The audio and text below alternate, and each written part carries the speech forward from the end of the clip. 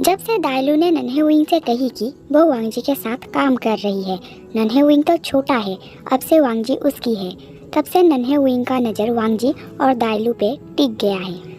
एक शाम विद्यालय से आने के बाद वो खेत के किनारे जांगफू के इंतजार में खेल रहा था। फिर दाइलू ने जोक देखी, जिस वजह से वो डर गई। नन्हे विंग ने देखा दाइलू उसके जांगफू के गोद में है। डर के मारे वो रोते चिल्लाते हुए कह रही थी उसे किनारे तक पहुंचा दे। वांगजी एकदम खामोश खड़ा है, जैसे बेजान खंबे हो। ज़्यादा विनती करने पे उसने दाइलू को किनारे तक पहुंचा दिया।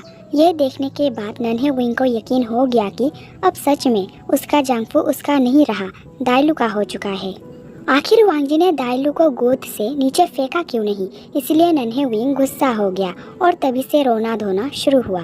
अब वो जमीन पे हाथ पैर मारते हुए रो रहा है। वहाँ एक जोक था, इसलिए दाइलू डर गई। देखने चलोगे? चलो, मैं तुम्हें गोद में लेकर चलता हूँ दिखाने। मुझसे क्या गलती हुआ है? अब मुझे गुस्सा आ रहा है। यह सुनकर नन्हे जान घास पे लेटकर हाथ पैर मारने लगा। वांगजी ने धीरे गोद में उठा लिया। रो मत, मेरा गलती क्या है बता दो। नन्हे जान खामोश रहा। वांगजी गोद में लेकर पैर के सहारे बैठ गया और हाथ पे चूमने लगा। जांगफू तुम्हारा है। दाइलू जोक से डर गई थी, इसलिए मैं सिर्फ मदद कर रहा था। दाइलू खामोश खड़ी होकर नन्हे विंग को घूरती रही।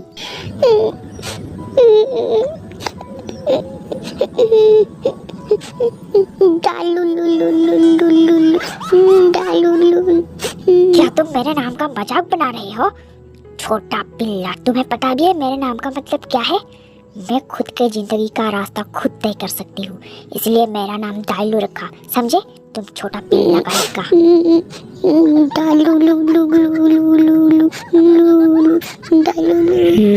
शांत हो जाओ बाबू। अभी मार दूंगी मैं। हाँ दाइलू, तुम जाओ, और अगर जोक से इतनी डरती हो तो कल से मत आना। हाँ ठीक है, वैसे यहाँ आना भी कौन चाहेगी? मुझे तो जबरदस्ती भेजा गया था। कल से नहीं आऊंगी मैं जा रही हूँ। हाँ जाओ, कल से मत आना। भाव, कुछ देर यही खेलो, मैं बच्चे काम खत्म करके आता हूँ।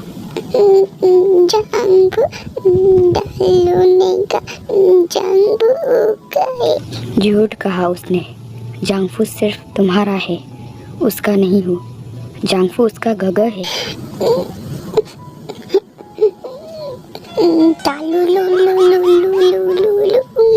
बस शांत हो जाओ, तुम्हें डरने की जरूरत नहीं है। दाइलू सिर्फ मजाक करती रहती है। जांगफू उसका गगर है, तुम्हारा जांगफू है। उस तरफ 3 दिन बाद जब चिंगहेंजुन क्लाउड रिसर्च पहुंचा, पता चला मैडम लन नन्ही जान को लेकर भाग गई है। सुनकर तो पैरों तले जमीन ही निकल गया। पूछने पे पता चला जिस दिन चिंगहेंजुन जुइमिंग गांव के लिए निकला, उसी रात से मैडम लन भी गायब है। वो 3 दिन से गायब है और तुम में से एक ने भी मुझे संदेश भेजने की कष्ट नहीं की। सबके सब कामचोर अपने अपने मतलब के लिए रह रहे हो यहाँ। इमी ने एक लिफाफा दिया जो मैडम लन चिंगहेंजुन के लिए छोड़ कर गई थी। मुझे पता है आपको बुरा लगेगा, लेकिन हमें भूलना आपके लिए ज़्यादा कठिन नहीं होगा। आपके पास एक नया ज़िंदगी मौजूद है। आप यूशी के साथ एक अच्छी ज़िंदगी बिता सकते हैं। अपने होने वाले बच्चे के साथ एक नया और अच्छी ज़िंदगी की शुरुआत कर सकते हैं। सच कहूँ तो मुझे आपको दूसरों के साथ देखकर बहुत दुख होती थी, फिर भी आपको खुशी मिलता है। आपकी खुशी में ही मेरी खुशी है, ये सोचकर भूल जाती थी। जिस दिन मैंने पद छोड़ा, उस दिन दुख पद छोड़ने की नहीं थी। मैंने आपके लिए अपने परिवार को छोड़ा। फिर पद का मेरे आगे क्या मायने? कोई मूल्य नहीं था मेरे लिए पद।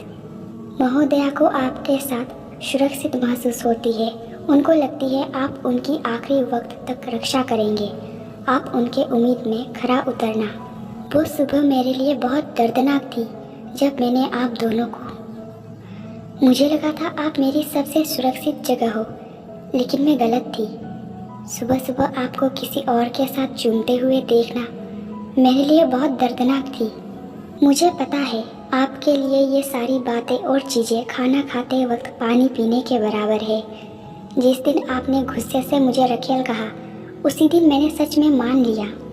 जिस रात इंगहुआ जन्म होने वाली थी, उस रात जब मैं आपको बुलाने गई, आप यूशी के साथ रात रंगीन करने में लगे हुए थे।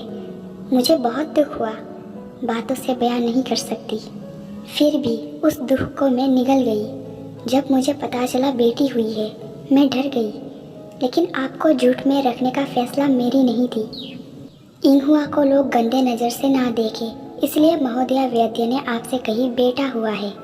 शायद आपको यकीन ना हो, लेकिन मैं आपको सच ही बताना चाहती थी। आज भी सबको लगता है इंगहुआ लड़का है। बढ़ते उम्र के साथ सबको पता चल जाएगा इंगहुआ लड़की है। मैं अपनी बेटी को बेहतर ज़िंदगी देना चाहती हूँ। मैं उसे किसी का रखेल होता नहीं देख पाऊँगी। अब तक मैंने अपने लिए बहुत कुछ सहा है। हर एक बुरे पल को मैं पी गई, लेकिन अपनी बेटी के लिए अब मैं ऐसा नहीं कर पाऊँगी। अब तक आपने मेरे और मेरे बच्चों के लिए जो किया, उसके लिए बहुत बहुत शुक्रिया। मेरा बेटा भी कहीं बाव के साथ खुश होगा। ना ही मैं एक अच्छी पत्नी बन पाई और ना ही रखेल। मैंने जितना गलती किया उसके लिए माफ़ी चाहूँगी। उम्मीद करती हूँ आपका ज़िंदगी अच्छे से गुजरे। क्या हुआ? उस दिन अजीब अजीब बात करने का क्या यही वजह था?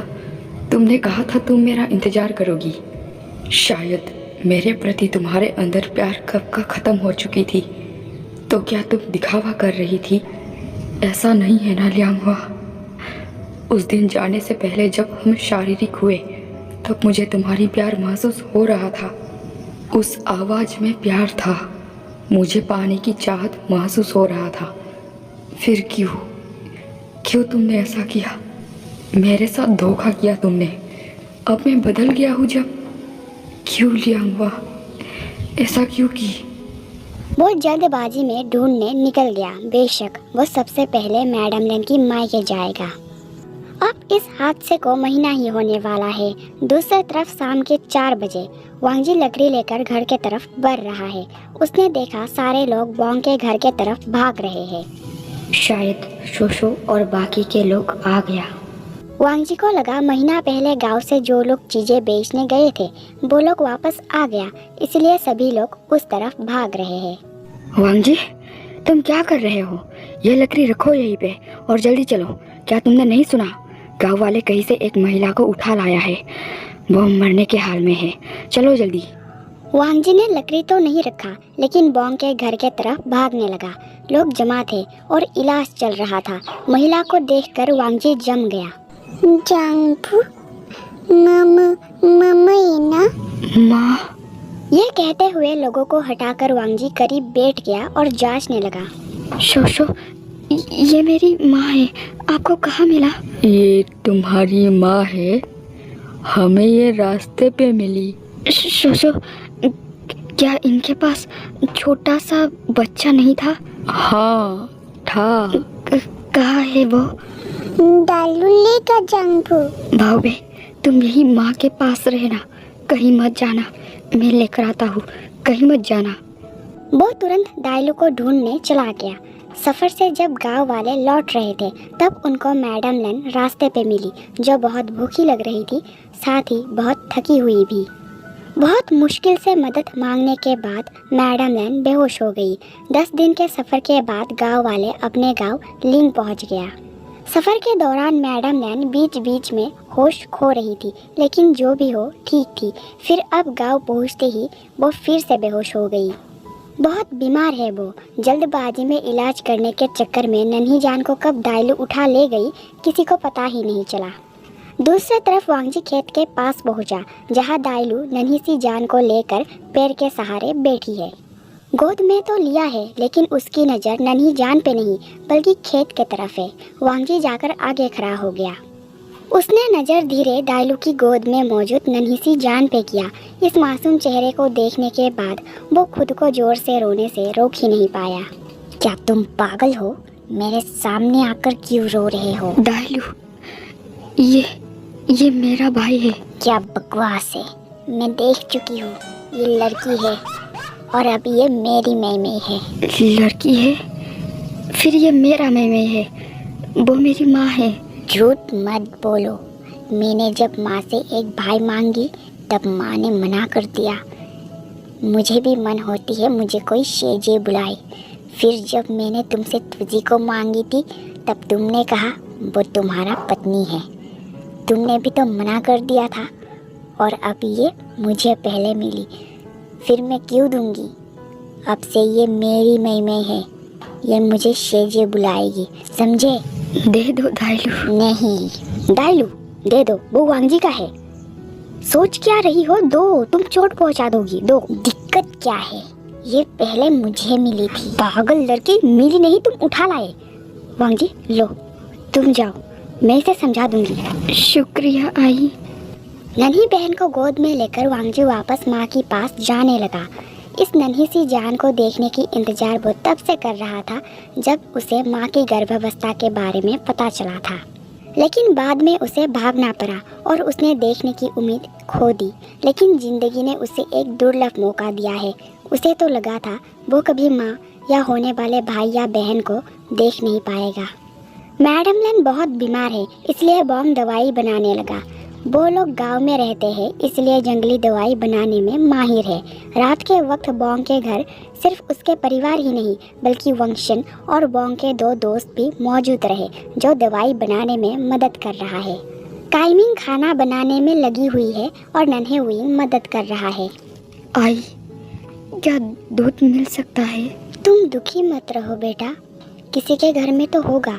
रुको दाइलू, जाकर माओ के घर से दूध ले आओ, उनके घर में जरूर होगा। क्यों जाऊँ? बच्ची को तो ले लिया, अब भूखी रखो। दिन ब दिन हाथ से निकलती जा रही हो तुम, ये भी नहीं कर सकती? घर के काम में भी एक मदद नहीं करती हो, ना ही खेत में काम करती हो। तुम्हें तो कल देखूंगी मैं। वांगजी तुम रुको, मैं ले आती हूँ। उस रात काइमिंग ने माओ के घर से दूध ला कर दिया। अगले सुबह तक मैडम लैन की बीमार उतर गई। जब उसे होश आया, आंखों के सामने बॉन्ग था जो मछली पकड़ने की तैयारी कर रहा था। इतना मोटा आदमी देखकर मैडम लैन डर गई।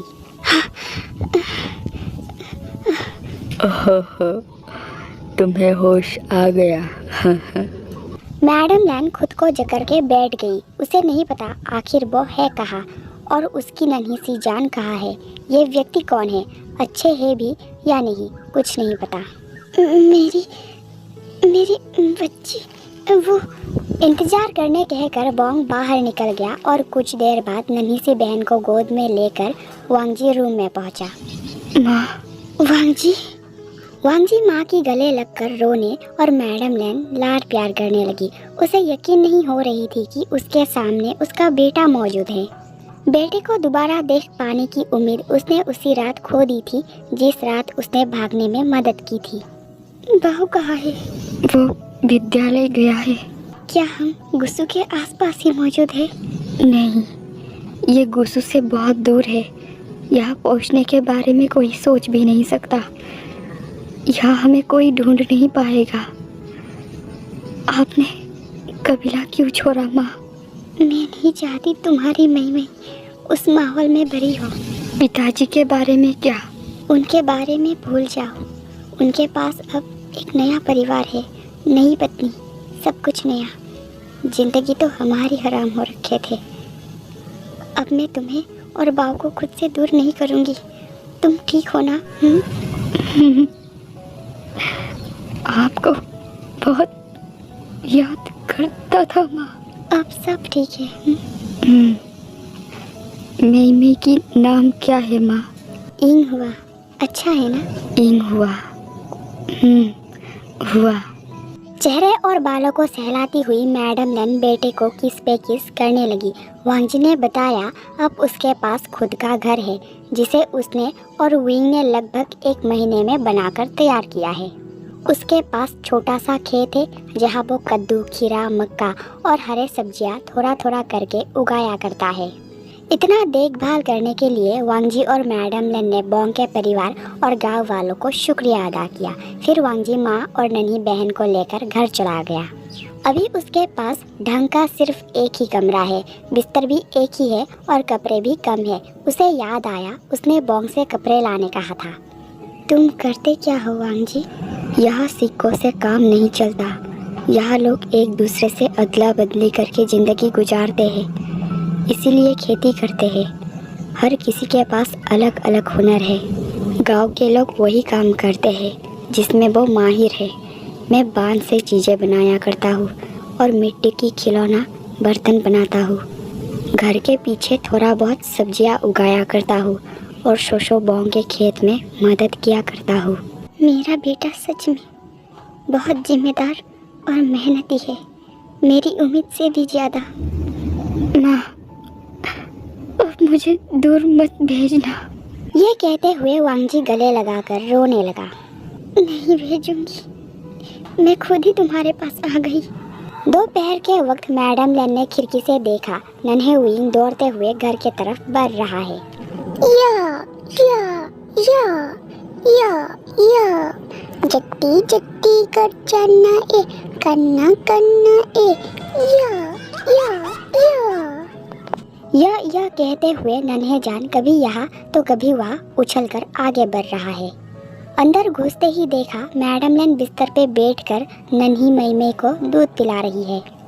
आ गए बाऊ? हाँ मम्मा, ये कौन है? मैंने कही थी ना तुम्हारे साथ खेलने के लिए दोस्त आएंगे। नन्हे विंग तो अब बस खेलना चाहता है। वो जल्दबाजी में हाथ पैर धो आया। देखा नन्ही सी जान बिस्तर पे अकेली है। करीब जाकर उसने धीरे एक उंगली से गाल पे पॉक किया। नल्लम नल्लम, अच्छा है। फिर वो धीरे कपड़े हटाकर नन्ही सी हाथ को देखने लगा। चट्टाई। फिर पैर के कपड़े को हटाकर देखने लगा।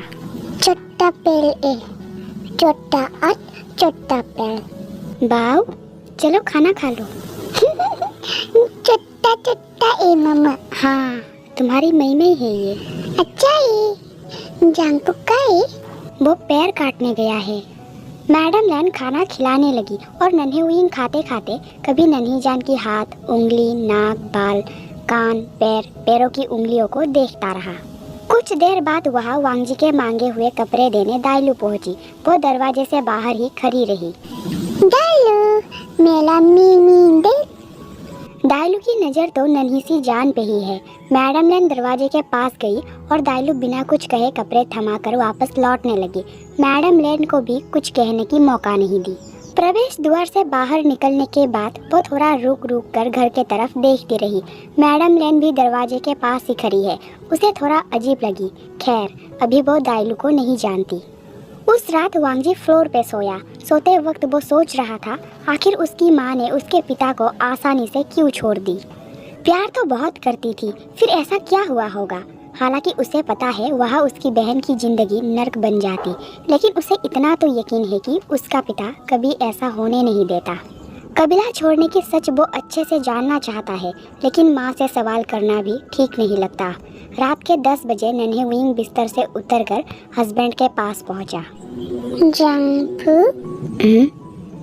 बाओबे क्या हुआ? यार सोना है। आओ सो जाओ। उसने अपने हाथ को वाइफ के लिए तकिया बना दिया। जांगपू वो बात भी नहीं करता। अभी वो बहुत छोटी है, बात करना भी सीख जाएगी। कैसे लाया जांगपू? वो माँ लेकर आई है। वो बात भी नहीं करता। बात करता है, मामा ऐसा क्यों नहीं लाया? भगवान का दिया हुआ है। भगवान सबको पहले ऐसे ही देते हैं। पहले मैं, तुम, माँ, सब हर कोई ऐसे ही थे। फिर धीरे धीरे बात करना सीख गए। दालू भी ऐसा था जांगपू?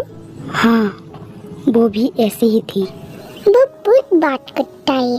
अच्छा होता वो ऐसे ही रहते। वांगजी मुस्कुराने लगा।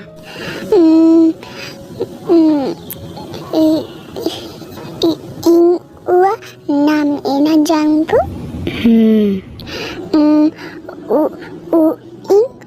और ये एक जैसा ना जांगपू? बब्बू नहीं आया जांगपू? बब्बू क्यों नहीं आया? उनको अपना कबीला संभालना है, इसलिए नहीं आया।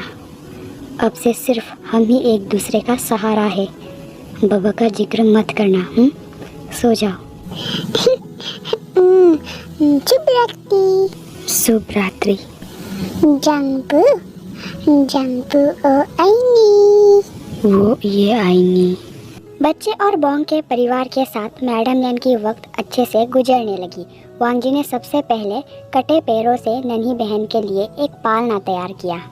वांगजी का कारीगरी देख मैडम लैन तो हैरान हुई, लेकिन बहुत खुश भी हुई। उसने कभी सोची ना थी कि एक दिन उसका बेटा खुद से ये सब बनाना सीख जाएगा।